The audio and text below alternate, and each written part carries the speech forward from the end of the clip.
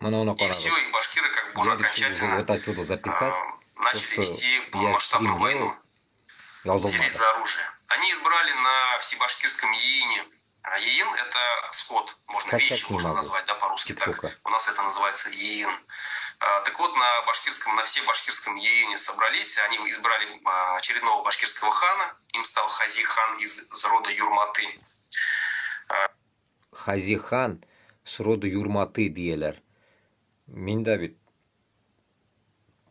с рода Юрматы. Стәрлетамак, Стәрлебаш, Стәрлебаштан бит инде. Минем теге карт атайлар и нәнәйләр шундан бит инде. Вот послушайте, интересное.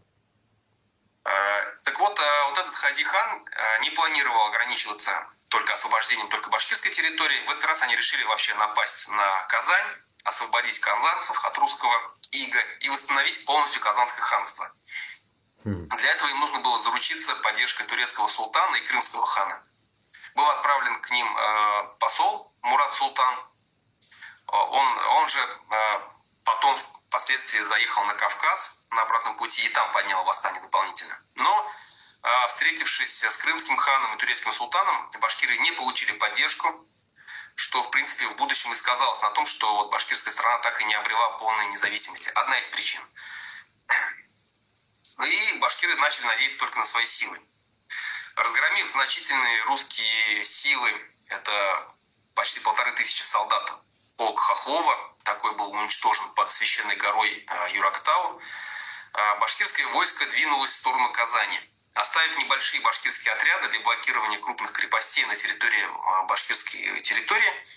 Основные войска башкир, это примерно 30-40 тысяч человек, воинов под предводительством многих там таких известных авторитетных башкир. Среди них самые известные это Кусюм Батыр, Кусюм Тюлюкеев, Алдар Батыр, Алдар Исянгильдин, и так далее. Они все вторглись на территории Казанского края. Чтобы вы понимали масштаб той вот башкирско-русской войны, просто вот оцените размах вторжения башкир на территорию Казанского края. Отряды башкир осадили такие сегодняшние города Татарстана, как Мензелинск, Елабугу, Заинск, Новошишминск. Было захвачено и сожжено крупное село Шуран, это сегодня Лаишевский район Республики Татарстан. Отряды Кусюм-Батыр захватили и разорили Ильбахтин монастырь. Села Амары и Мамадыш, сегодня город это Мамадыш Республики Татарстан. Было захвачено село Чистое поле, сегодня это и город Чистополь Республики Татарстан.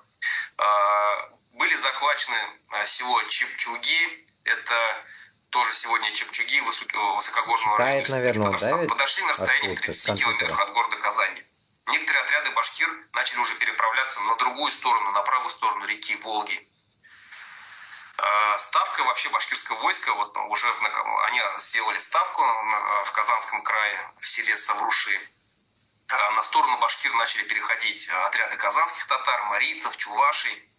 Но этого было мало. Башкиры ждали, что вообще поднимется полностью все население Казанского края. В планах вот башкирского хана Хази было восстановление независимости Казанского хана. И в этом как бы рассчитывали в первую очередь, конечно же, на самих казанских татар. Некоторые отряды башкир двинулись на Вятский уже уезд, сегодня это Кировская область. Разорили там, сожгли село Вятские Поляны, сегодня это город Вятские Поляны Кировской области. Осадили село Уржум, сегодня это город Уржум Кировской области. Ну, практически пол России, да, там дошли даже до сегодняшней Удмуртии, до территории сегодняшней Удмуртии. К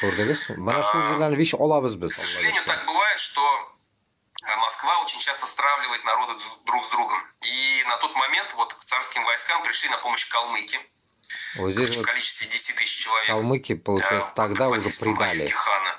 После нескольких сражений с войсками вот князя Хованского и калмыцкого хана Аюки, так и не дождавшись настоящего восстания татар, башкиры отошли на свои земли и закрепились там.